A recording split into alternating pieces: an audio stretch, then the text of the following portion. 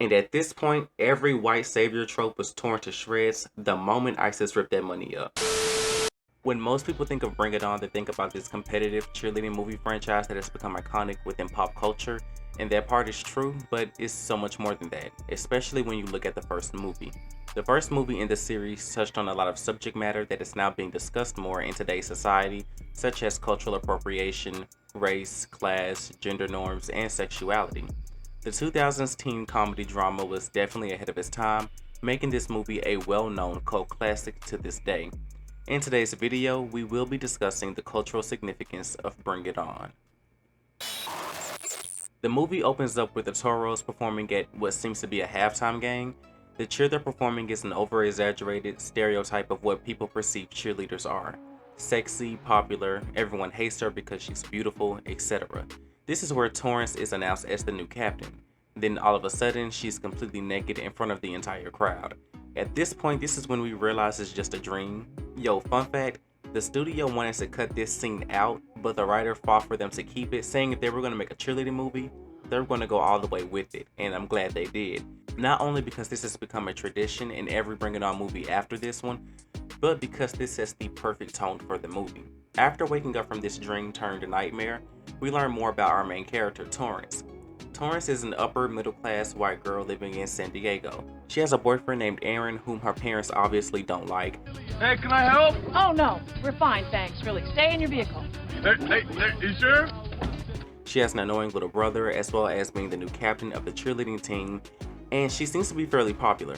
I also want to point out that it's no coincidence that her name is similar to the team's mascot, which is the Toros, seeing as how Torrance makes her school spirit known throughout the movie. When you watch the movie, you see how Torrance feels as if she's nothing without cheerleading. My entire cheerleading career has been a lie. Well, look on the bright side. It's only cheerleading. I am only cheerleading. This is a big reason as to why Torrance took it personal when she found out Big Red was stealing their routines. For Torrance, it not only made her question the ability of the Toros, but she also started to question herself.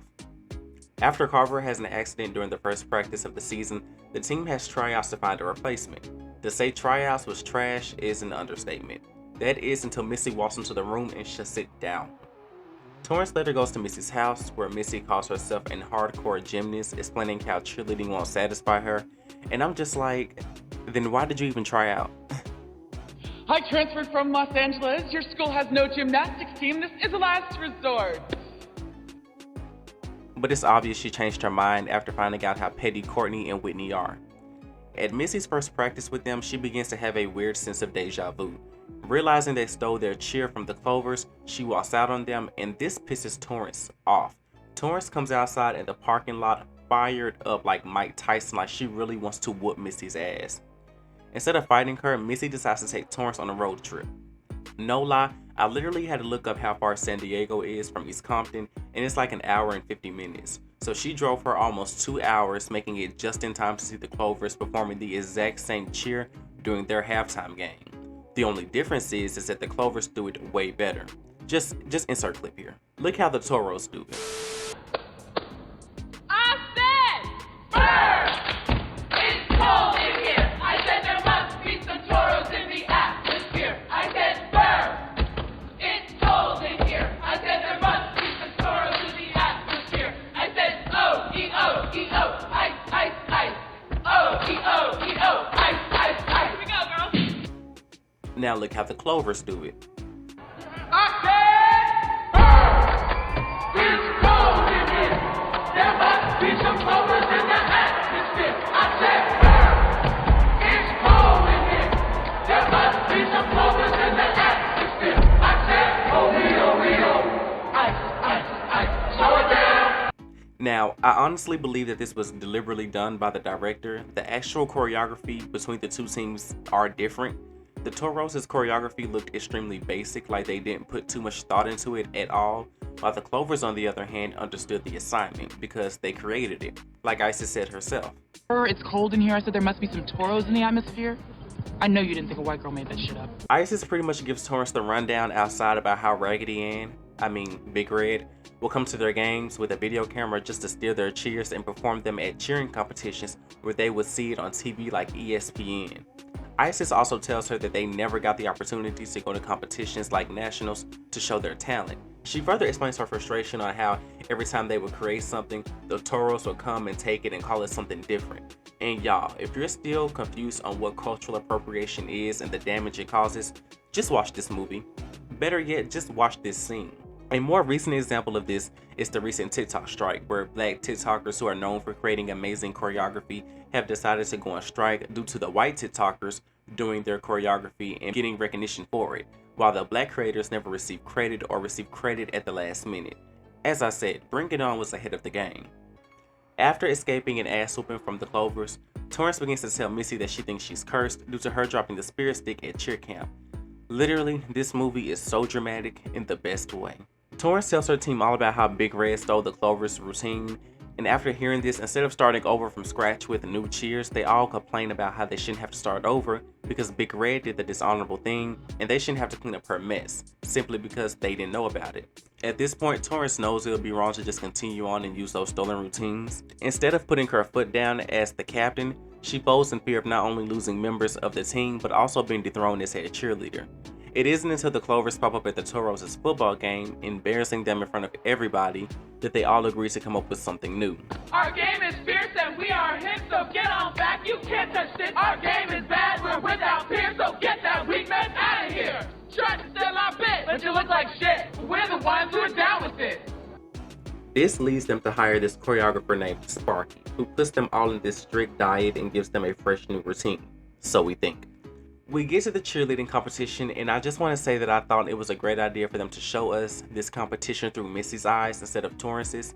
Just like most of us as an audience, Missy is new to cheerleading competitions. As she's looking around and observing her environment, we as the audience are doing the exact same thing. I just thought I'd bring that up. Anyway, I don't know if the Toros just have really bad karma or if Torrance really is cursed because a completely different team uses their same routine at the competition. At this point, after seeing their performance, they just should have went home and called it a day. It turns out that Sparky gave the Toros the exact same routine that he had given other cheerleading teams across the West Coast. But of course, the Toros don't see any real consequences for this besides public humiliation. They move around this with just a slap on the wrist due to them winning regionals 5 years in a row. But in my mind, that makes no sense. Mind you, I know nothing about cheerleading, so if anyone is a cheerleader who has competed in competitions like this, comment below and let me know what's up because I could be wrong, but shouldn't both teams be disqualified simply for using a routine that was already done countless of times, that was given to them by a scam artist choreographer? And also, since I'm asking questions about cheerleading, why is it that we never see an actual cheerleading coach in any of these films in the Bring It On series? It seems as if the captains are the ones who run the team and also coaches everyone on the team as well. Now, I think it's probably the perfect time to bring up the movie subplot, which is the love triangle between Torrance, Cliff, and Aaron. I honestly wasn't that interested in the romantic plot of the movie at all. I'm just here for the cheerleading shenanigans. However, I do appreciate the fact that the love triangle plot was treated as a minor subplot and wasn't as big as the main plot in the movie. The romantic aspect between Torrance, Aaron, and Cliff never overstepped the main plot of the movie. Like I said before, Aaron is Torrance's cheerleader boyfriend who is now a freshman in college. Once he goes off to school, he pretty much kicks Torrance off to the sideline so he can cheat on her with other girls at school. So he's pretty much leaving Torrance with a lot of unanswered phone calls and leaving Cliff to swoop in and steal his girl.